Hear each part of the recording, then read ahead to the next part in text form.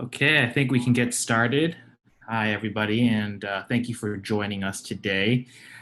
We are very excited to talk a lot about birds today in our birding webinar on birding in the Emerald Necklace. During during these during the pandemic and social distancing, it's been tricky to find ways to remain engaged outdoors and kind of getting outside of the little boxes that are our apartments and our homes. But we think there are still many ways that we can, stay connected with nature and with one another and our communities, especially in the Emerald Necklace. We have 1,100 acres of land that we can safely explore from while adhering to our social distancing rules. And today we're going to be talking about one of my favorite parts about the Emerald Necklace. It is the small visitors and creatures that we get to share our parks with.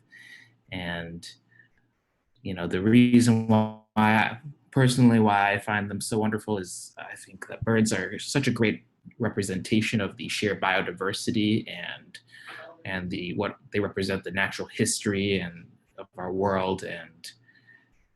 And I think John Muir once said that when we try to think it was we try to pick out anything by itself, we find it hitched to everything else in the universe. I really like that quote because there is just so much story behind every single little bird. Once we start to explore its habitat and its the way it interacts with other animals, and there's just such a much larger story that we can see. And so, without further ado, I would like to introduce some of my cohorts here, Kent Jackson and Erica Holm. Oh, and just so we know, before I do that, there will be a Q&A session for any of you after this. If you have any questions, feel free to just type it into the chat, and we will address those questions at the end of the meeting. And we are very much looking forward to being able to answer any questions that we can answer.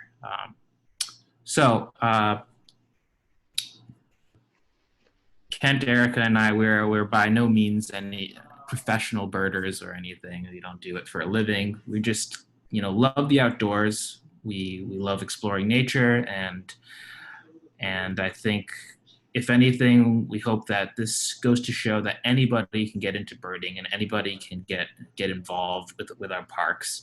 And we will do our best to answer any questions. And I think in a lot of ways, being amateurs ourselves, this will be a great stepping stone for you to get involved. It's not like, oh, what kind of binoculars do I need to get and all that. And like, nothing too technical. This is no advanced course. This is for everybody. So, Erica Holm is conducted field research on migratory songbirds in New Hampshire and Maine from 2014 to 2019. And after catching and banding over 6,000 individual birds of 98 species, you can't help but notice every time there's a flutter of wings in the bushes. So a lot of great insights from doing research that you can share with us after your experience there. And Kent Jackson, he is an experienced and seasoned educator with over 22 years of experience. Kent has successfully created, developed, directed, led, evaluated, and facilitated nature connection, outdoor adventure, environmental education, youth leadership, and wilderness living skills programs. Some of Kent's experiences include working as an environmental education facilitator, a ropes course facilitator, a rock climbing instructor, a canoeing instructor, and trip leader, a backcountry trip leader, a whitewater rafting guide, and a nature connection mentor and wilderness living skills instructor. I have had the pleasure of working with Kent. He's my supervisor at the Emerald Necklace Conservancy, and I always have a lot to learn from him. Just walking outdoors, he notices a lot of things that most people don't, and I think it's a very unique insight. And I look forward to hearing what he has to share. So, without further ado, Kent, could you tell us a little bit, anything I didn't cover there, and maybe a little bit about your relationship with birds? What do you think makes them so special? For me, well, there's a number of things. What I'll focus on is their connection to the overall environment in terms of their body language, in terms of, I won't, the five voices of the birds, there, in terms of, for me, I've done a lot of wildlife tracking. In paying attention and listening and focusing to birds, they will let you know when an animal, predator, deer are nearby by what they say and how they display. So for me, they help me with my animal, with my wildlife tracking significantly. In terms of my ability to listen deeply, they've helped me with that, and to move slowly and quietly through any landscape, and have helped me expand my awareness in general, things I wouldn't have recognized in the past, insect, plants, but specifically birds. Um, they've taught me to move slowly and to be more aware. And through that, I've learned a whole host of things in reference to the natural world, but things that I can also um, take away a transcendent experience and I can apply in the overall environment, the overall modern world. So that's how I kind of sum that up. There's more, but that sort of gets to the specifics. Thank you, Kent. And yeah, I agree. There's so much connection and beyond just the bird itself, and I love that. Could you talk to me a little bit about like a specific encounter in nature and what the key takeaways of how animals interact with another and what we should look for? Let's pick specific. Well, there are a few, I guess, in terms of raptors, birds. There's been a few incidences that I've been lucky to be aware of. This was a few years ago. I'm driving through. I was at a um, park, a DCR park, and I did some hiking, and I was coming back, and I had the windows in my pickup open, and I was slowly driving out of the park, and I heard blue jays just incessantly, just like jay, jay, jay, jay, jay, making a whole host of racket, which um, I paid attention to, and I followed it, the sound driving out, and as I got to a corner, I could hear it more clearly. So I stopped my truck, got out, and was walking. The path kind of went and then swung to the left, and I could hear that, that just getting super intense. And as I walked around the corner, there was a tree that had sort of fallen across the path, but wasn't fully on the ground. And there was a red-tailed hawk in the process of eating a chipmunk. I know it sounds kind of gruesome, but in the process of eating a chipmunk, and the blue jays were above it, kind of in this like umbrella shape. And um, they were basically alarming at the red-tailed hawk in the process of eating that chipmunk. Um, and this gets into a whole another realm in terms of bird language, baseline behavior, alarm behavior, companion calls, the call, meal-to-meal aggression.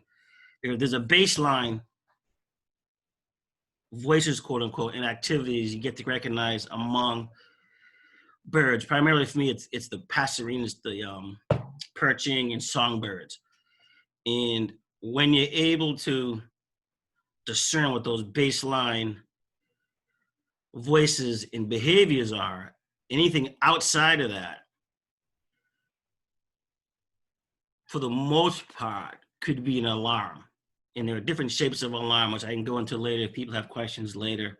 And I've had similar incidences with birds telling me where deer were, and ultimately being able to see a doe and her two fawns based on listening to the birds and positioning myself in a certain manner where ultimately I saw them walk by. Um, so those are a couple of the incidences that come to mind. And I'm open to questions later if people want. There's a wonderful book called entitled "What the Robin Knows." It's phenomenal in terms of learning about bird language.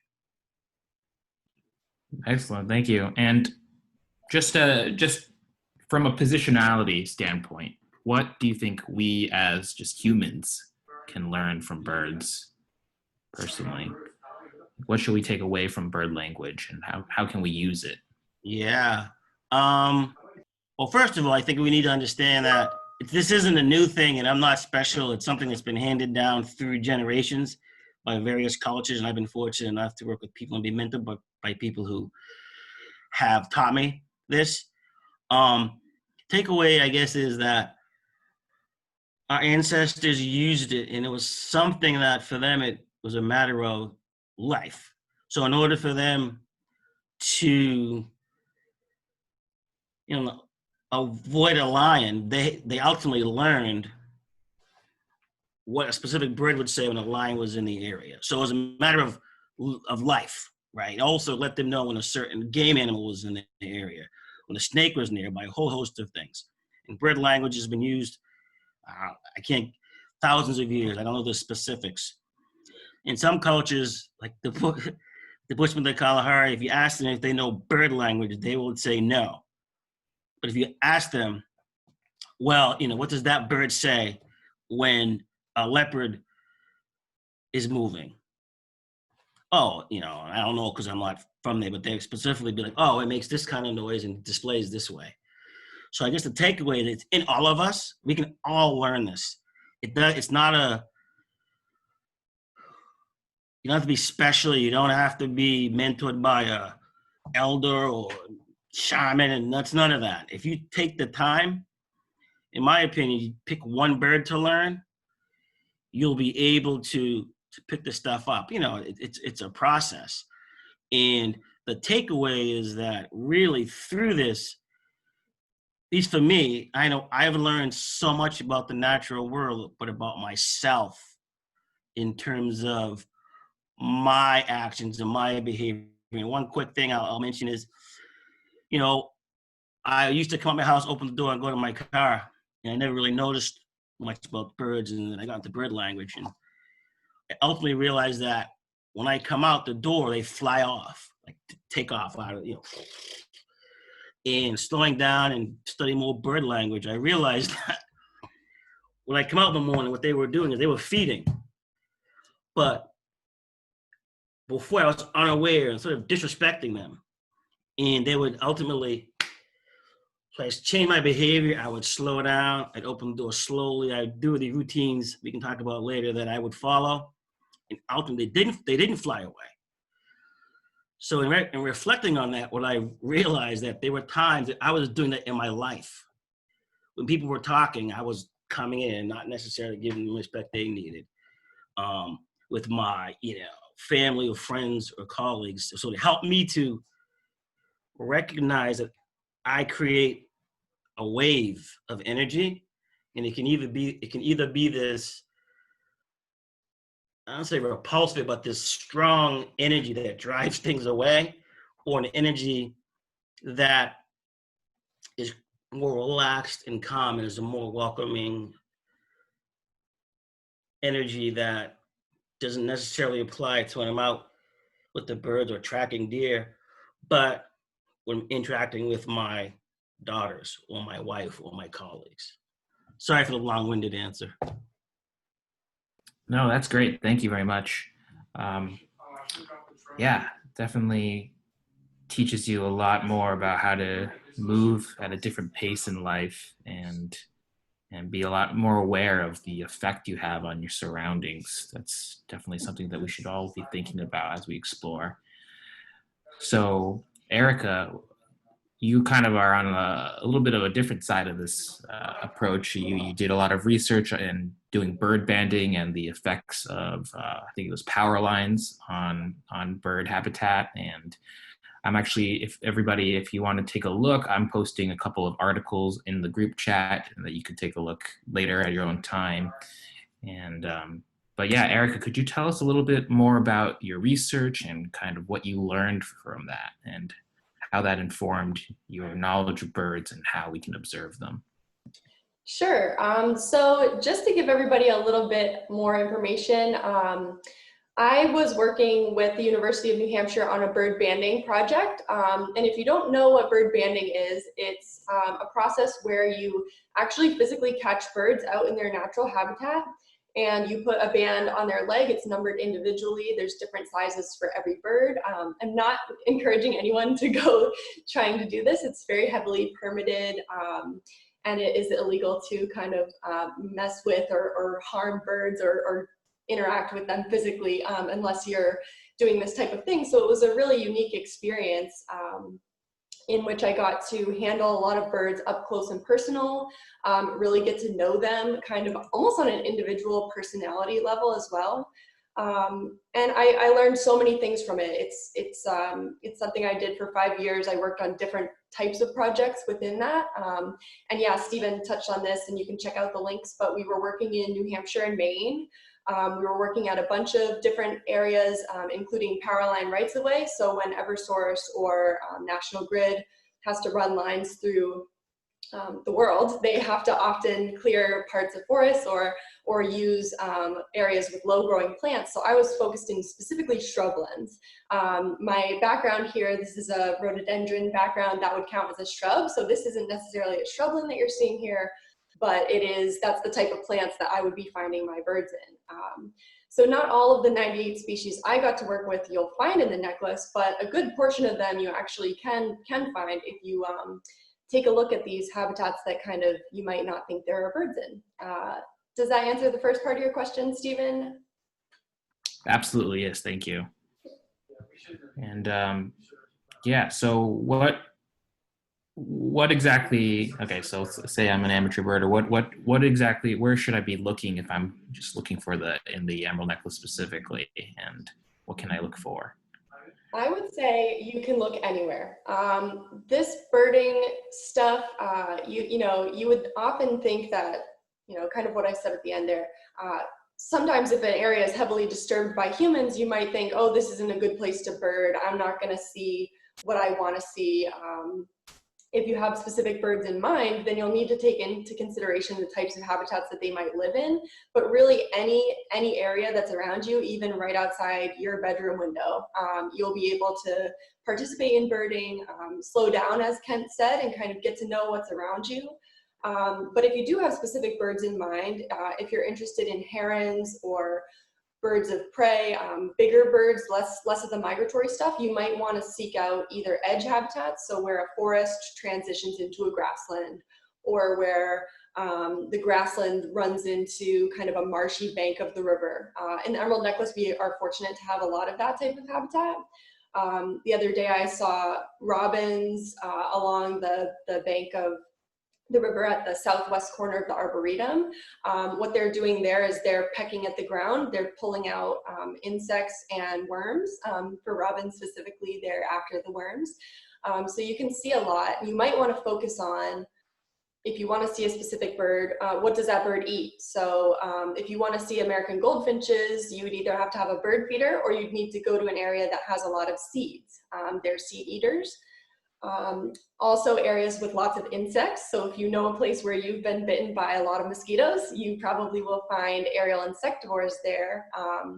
And those can be things like flycatchers, which are really cool. I'm sure we have these in the necklace in kind of like the wetter, more overgrown areas. So you can look really anywhere, but if you have a specific bird in mind, then keep in mind what resources that bird might need. Thank you very much. And kind of while we were talking about this, about birds, Kent, Eric, and I, you mentioned the word tenacity in birds. What can you talk a little bit more about that and what you mean by tenacity?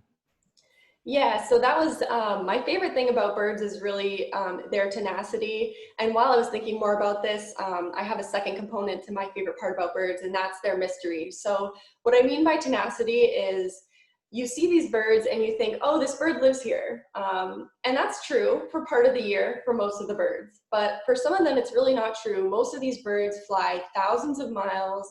They travel through thunderstorms, snowstorms, everything that we get to stay inside for, they're outside for. So you see them in the bushes, you see them in the trees. I mean, imagine walking through some of these habitats as yourself and navigating this. No maps. They rely completely on just their built-in senses. So yeah, there's a lot of, and this ties in with mystery in that, you know, there's hundreds of birds in any given area. You might not see them all. They're all coexisting, they're fighting for resources.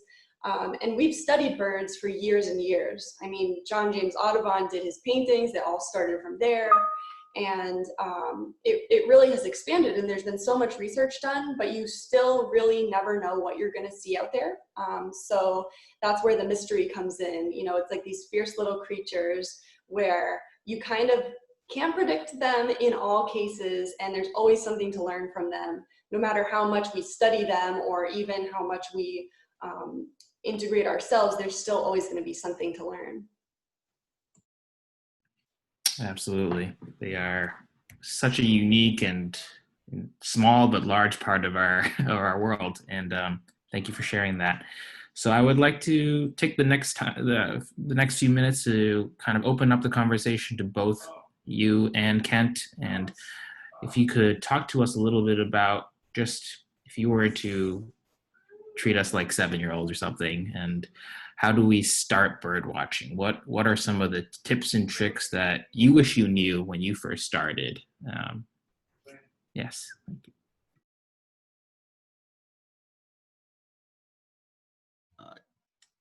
Erica, you want to begin, or do you? All right. So for me, it was a continuation of just my journey in terms of my skills and experiences to want to learn more. And as Erica talked about, some birds, you know, migratory, some birds are year-round residents. And picking a bird that's a year-round resident for me was crucial. And I picked the American robin because they're everywhere, even in the winter, fall. They change. They don't spend as much time on the ground during the winter.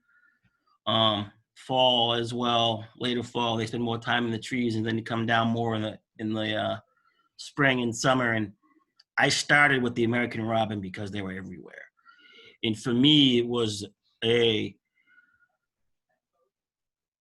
way to delve into quote unquote bird language. And by picking a space, and luckily they're in, you know, probably almost every yard and field, in Massachusetts and, New England, and they're everywhere. So it's a good bird to initially learn. So I took that, took on that challenge and began to observe. I would go to either outside my house or a certain location that had that habitat that specifically, was conducive to robins, and I watched. And for me, I took notes. You don't have to do that. If you don't want to do that, you just go and enjoy the bird, watching it, learning, what it likes to eat, where it likes to get its food from, how it moves when it's in that feeding baseline relaxed behavior, learning what its song is help me learn to listen deeply to the most subtle sound quietly. And what you find is when you do that, for me, I should say, I'd be somewhere, I'd pick up, oh yeah, I hear a little butterfly over here, the subtle sound, but I'm still listening to the robin and help tune my senses Um, so I guess I'll go on with how I did it. I would pick a bird that's common. I would learn about it. I would then look at learning its baseline behaviors, which are its songs. So when it's singing and it's, up on a perch or a post, it is relaxed, not nervous. So you know it's doing what it's not an alarm behavior, and you hear that beautiful song. So I learned the song. Then I learned it's so male to male aggression, which is another voice, so to speak, or aspect, what that looks like. So I went through I've learned all of the baseline behaviors, and then I moved on to the alarm behaviors, what those looked like, what happened when a hawk came by, what happened when a cat came by. And you don't have to be detailed about it, but if you want to, you can map right down, okay, over by the lawn under the apple tree, it was walking around, stopping, walk around, then it was stopping to peck and pick up a worm. So I read that behavior. And then I would associate their behaviors with different things that were going on in the landscape and pick one bird. Start with one bird. How I did it was my opinion. If you're into at least the bird language piece, pick one bird. Get to know that bird. For me, it was the robin. I got to know the robin. Very, it's behaving in the wintertime. It's, spring, the summer, where it likes to nest. The begging call of its young, what the juveniles look like when they're on the ground, when they're following their parents and their parents are feeding them, what their behavior looks like when the hawk comes by. What that does is it gives you a full spectrum of quote unquote birding, right? So identification, song, its habitat, if it's migratory, if it's local. And then also, if you want, you can take it, transcend that, and look at it more personally. So I learned what it means to the environment. What does this mean for me? So for me, it helped me be more quiet, sit still, be more observant, be more reflective, and I could use it in other parts of my life. But I started with one bird, and to really increase my tracking skill. But that was my first reason. But through doing it, I opened now I love birds. I've studied different birds. It's helped me profoundly in general in terms of my teaching in my classes, courses, and experiences. And that do not get overwhelmed. Don't expect to learn every single, just birds or the specifics about a robin. It'll take you time. But to sum it up, focus on one bird that's a year-round bird, get to know it year-round, and you will improve in many areas of birding. Absolutely. Thank you, Kent. There's indeed a lot of birds out there, and I know that it could be very overwhelming, and like there's so much to pay attention to. But yeah, there's definitely a lot of value in trying to hone your focus in on one thing specific, and you'll find that there's just so much you can learn even from something as common as a robin. I had one thing. I'm sorry. Can I add one thing? Oh, please, yeah. Shut up. What will happen? I know it because it happened for me and actually for my daughters as well. After that, when you do that for whatever period of time, you will see birds you've never ever seen before, because your vision expands, your hearing expands, and you're gonna look. For me, it was a dark-eyed junco. I'm like, what is that? They're not here year round, but they come in the fall, and I'd never seen one all my life. But based on that robin and focusing on that robin, I won't go into detail. I learned so many more birds that are here that are beautiful song and just behaviors because of my experience with the robin. Thank you. I'm going to turn the mic over to Erica. Absolutely, yeah, I agree with that so much, Ken. Once you start seeing them, you kind of don't stop seeing them. So it's a really great exercise to, yeah, just focus on that one specific bird, whatever captures your interest. You know, a common bird is great if you know of something, like if you're always walking in the woods and you just hear a beautiful sound and you want to focus on something based on something that you hear a lot and you've just kind of always known that it's out there, but you don't know what it is. That's another good way. You don't necessarily even have to be able to see them all the time.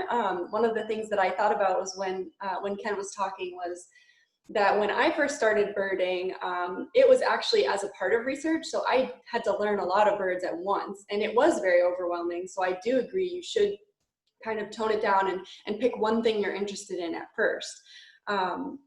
But you know, kind of what I realized with that was that my bird that I chose that I really just was amazed by at first was the indigo bunting, because I had never seen one. I had to learn its call. We kind of think that it sounds like lasers, like those laser guns in the Star Wars movies or something. They have a really interesting call, and they like to have perches kind of out in the middle of, you know, a shrubby, grassy kind of mixture of fields. So they like to have these high singing perches. And when you see them up close, I'm not sure if any of you are familiar with indigo buntings, but they're this vibrant blue. It's like a structural feather color that they have, and they're just amazing. I mean, it's indigo for a reason. So yeah, pick something that really appeals to you, or if you're just out there and you hear something and you haven't either heard it before or you hear it a lot but you've never seen what's making that sound, chase after it. I mean, it's really a kind of also a playful exercise with the senses too, to hear something and kind of just feed into that curiosity of noticing it.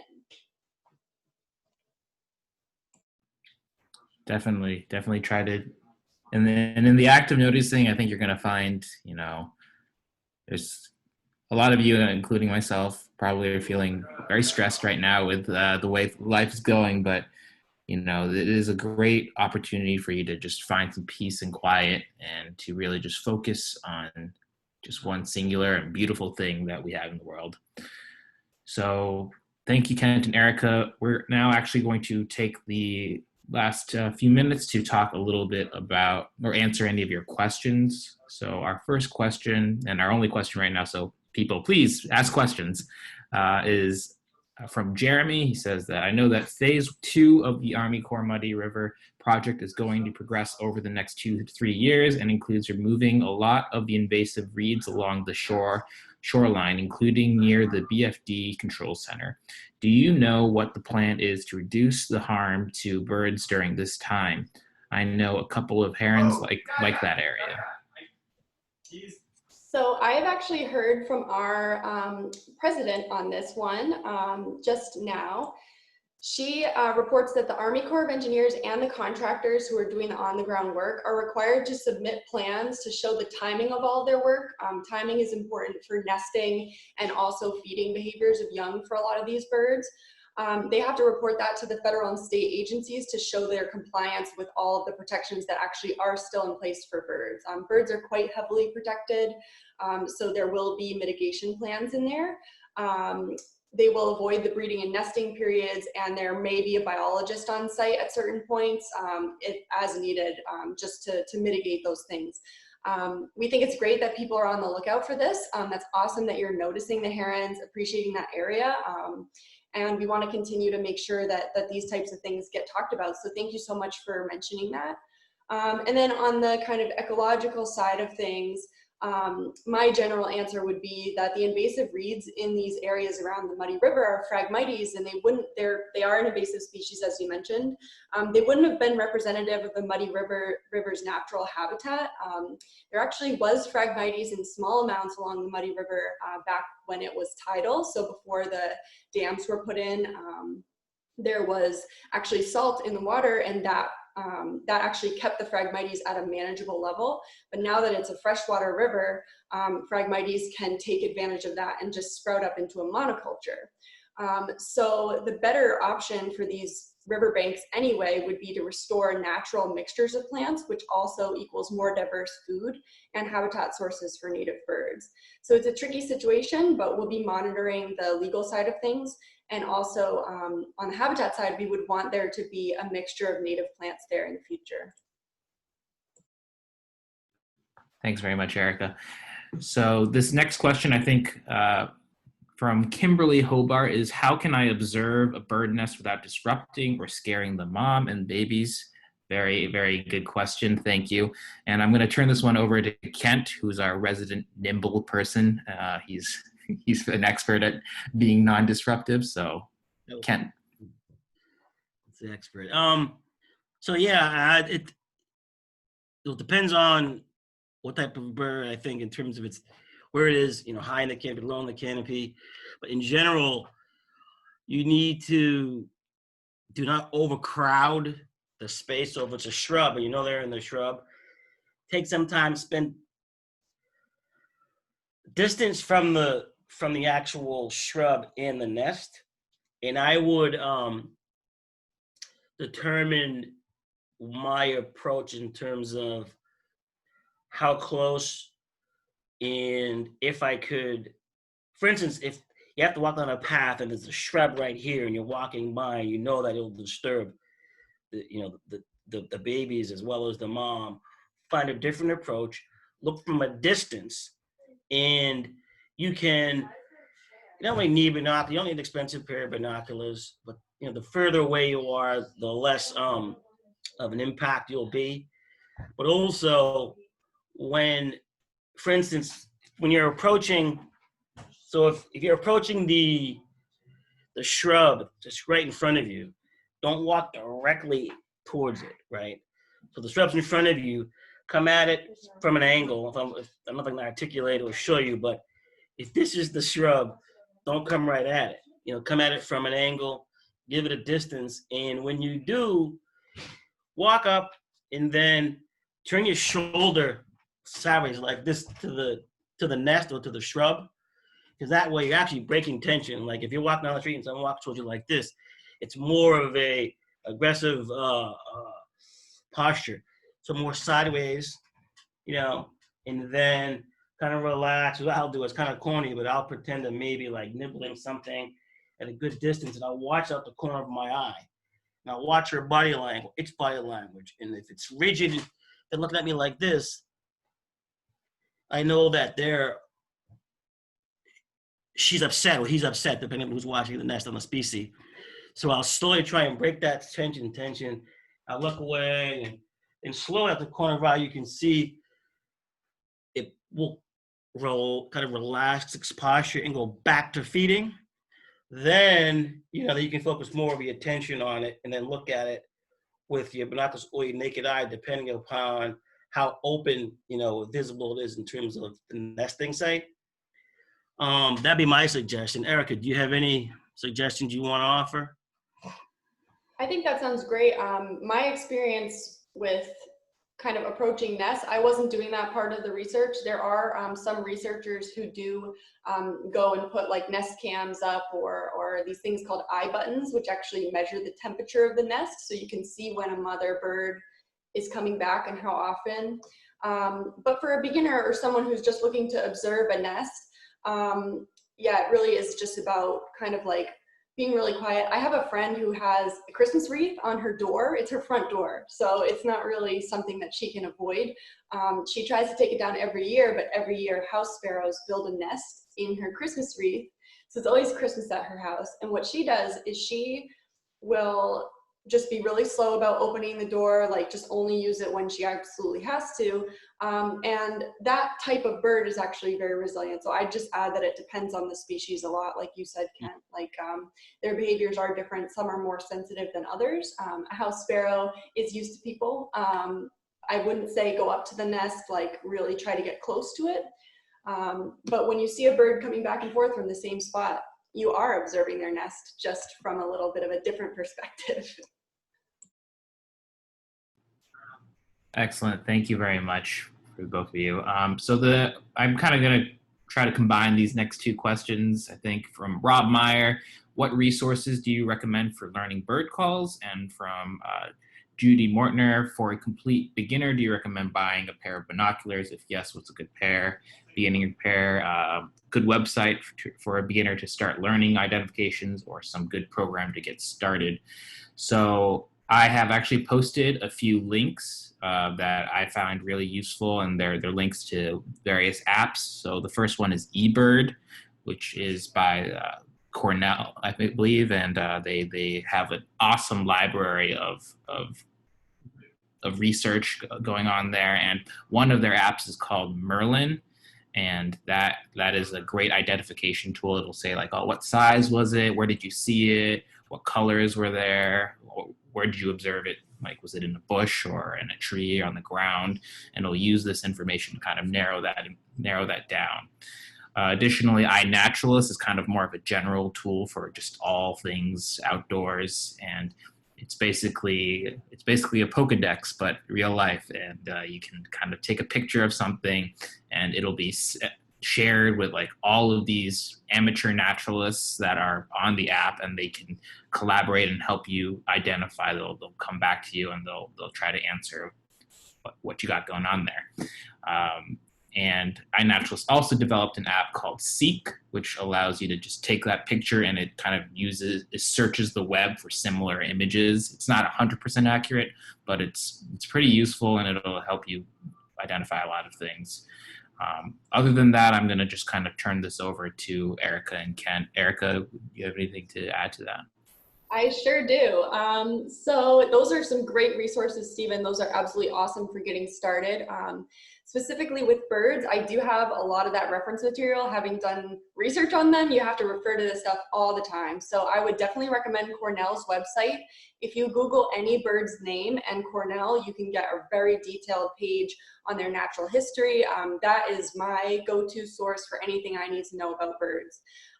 As for the learning your calls, the strategy that was recommended to me and that I used in the beginning, in combination with going out in the field, is the Peterson Field Guide to Bird Sounds. It's actually like a recorded CD. My strategic method when I had to learn a lot of bird calls all at once was to pop that in my car, and then every time I was driving somewhere, I would just listen to that. And it takes so many hours to learn like 100 bird calls. It really is tough, but that's one thing you can do if you want to learn a lot fast, or if you just have a specific bird that you want to hear. And none of this stuff really requires a purchase. I would say the Peterson sound guides can often be found in libraries. I've rented it from the library in several different locations. So I would say definitely check out the bird resources in your local library as well. Yeah, I echo both what Stephen and Erica have just mentioned. I too rely a lot on the Cornell All About Birds and some other resources. I was smiling because Erica did the same thing and drives my wife crazy with the birds. My children too. What is that? Turn it off. Anyway, yeah, the repetitive nature, listening. All About Birds, the Cornell website. Not just identification, but Erica mentioned a whole host of things in terms of life history and habitat and migration, as well as there's on their site there's a piece where you can how to learn bird calls. So check that website out. They will just great resource. I use I have a book, and it's more about bird language. It's called What the Robin Knows. And John Young, and I can't think somewhere here, the other authors, phenomenal book. And next year we plan on adding at least bird language to our offerings in the spring. So stay tuned for that. But the binocular piece, I mean, it depends what you're looking to do with it. If it's more about identifying and being able to identify X amount number of birds, you may require, binoculars, and based on the species Eric mentioned before, some are more accommodate people better than others. Some are more secretive, so you may require some binoculars. In terms of specifics, a lot of different brands out there, and there's some for hunting and low light and specific light and birding. So I'd have to recommend getting on the website and do research, a website I should say, unless Erica or Steven. I mean, I have a brand, but they're more for for deer, low light circumstances. But I recommend just doing some research, and you don't have to spend a lot of money on them. Get a decent pair, and from my experience, they'll do you fine. I agree, Kent, definitely. Good recommendations. Yeah, for binoculars, kind of controversial opinion for a birder, but I would suggest just using your eyes at first and really learning what you can see on your own. It's, a lot of birders really love their binoculars, so it's no offense to anyone who really likes to use them. In my research, I had to use this, I think it was like $150 pair of binoculars. That was only for the first 2 years of my research, where I had to be able to scope out specific color combinations of color bands on their birds' legs while they were flying around. So that's not really something a beginner will ever need to do. And otherwise, I kind of found that they inhibited me from doing birding as much, because it was another thing I had to equip myself with. But if you're someone who likes to use equipment and likes to gear up and go out, I would say get a pair that's like $50 or less, at least to start. And if you find you get really passionate about it and you really want to see a certain thing, then you can always upgrade. The other thing I'll mention is that when our visitor center reopens, which I do hope will be sometime, at least so we could catch fall migration, we do have birding kits. We have binoculars in them that we can rent out to people. So when we reopen, keep an eye out for that, and we can lend you a pair of really high quality binoculars that you can take out. Thank you both. Yeah, and I would like to kind of echo what Erica and Kent have said. You don't really need, I wouldn't get too hung up on, getting binoculars and getting the right guides and everything when you're just starting, especially because you don't want to miss out on the opportunities so I think a very common beginner mistake is you spot a bird that you've never seen before and you get really excited, and then you're flipping through your guide trying to identify it, and you're trying to pull your binoculars back up to see it, and in between that time when you're messing about with your guidebook, it flies away and it's gone just like that. So think about what you missed there. You missed the opportunity to really observe its behavior and see what it's up to, and those are the real key things that'll help you in the long run be able to identify them better. Being able to recognize the types of behavior they're exhibiting. Where are they sitting? Where are they standing? How are they feeding? These little things, are they in a group? These little things really add up and help you become an overall better birder. So don't worry too much about that. Just think a little bit more about your observation skills and take these little mental notes in your head as you're observing. So our next question is from, I believe, Nance. When were bluebirds first noticed in New England? I thought they only existed in Disney films. I've never seen one, but people find it miraculous. I agree, the bluebird is quite amazing. They are a little bit trickier to spot, especially because they tend to migrate during the winters, but in recent years, they've more and more bluebirds have been spotted during the winter, probably because, I don't know, climate change.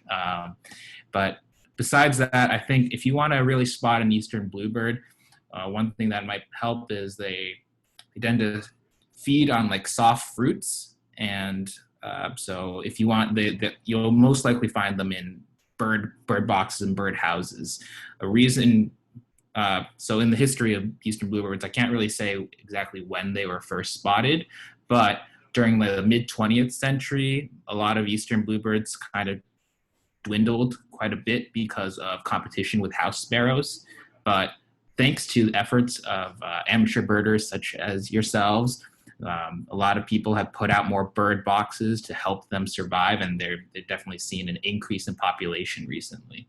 So those are things to keep in mind. If you want to spot an eastern bluebird, you can definitely try a birdhouse, and they also tend to be in open field areas as well. Kent and Erica, do you have anything to add to that? I've handled bluebirds before, so I guess that's just my experience with them, is that they are really beautiful up close, and they're especially magnificent to watch because they do kind of act like they're in a Disney film as well. There was one particular memory where I had a female adult bluebird fly into the mist nets, which are what we use to catch and ban the birds. And just as soon as that happened, while I was working with that bird, the male is kind of darting above my head, and the young had fledged at this point. So then the whole family is like trying to attack me to let go of their mom, which I did recently after. And I got to ban the family of bluebirds. So it was just a nice memory, and they are a really awesome bird. Yeah, nothing to add from me.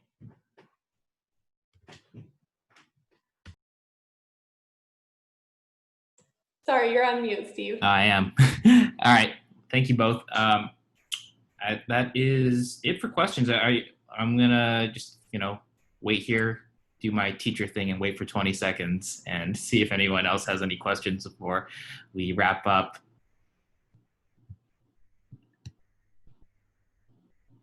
All right, going once, going twice. Okay.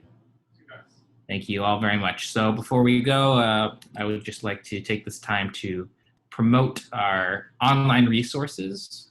So for the latest updates on the Emerald Necklace Parks and Conservancy, you can visit our website at emeraldnecklace.org or follow us on social media through Facebook, Twitter, or Instagram. For tips and resources for visiting the parks in a healthy and responsible way, you can visit emeraldnecklace.org/here4you. And what else?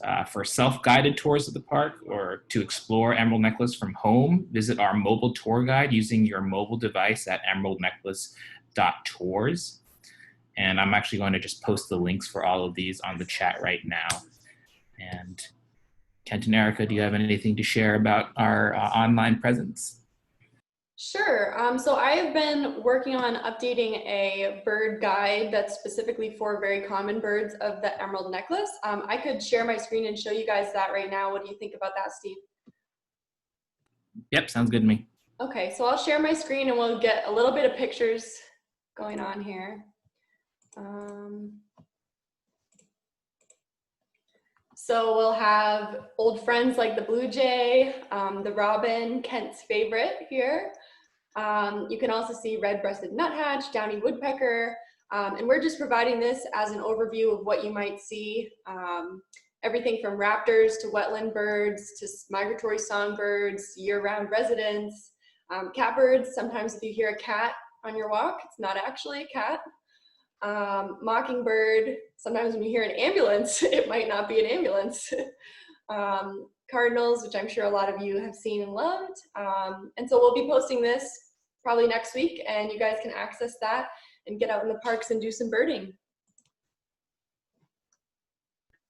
Thanks, Erica. Kent, anything? Yeah, to get a map of the Emerald Necklace, you can go to our website, which is emeraldnecklace.org, and download a electronic map, which will allow you to, along with the bird guide, you'll be able to pick a location in the park to maybe start learning about one of these magnificent birds. Thanks, Kent. All right, everybody, I want to thank you all for joining us today and being part of this conversation. I hope it has been insightful for you in some ways and that it'll give you an opportunity to really explore all of the parkland that we have to offer and get to visit our little bird friends as well. So thank you all for joining and have a good one. Bye.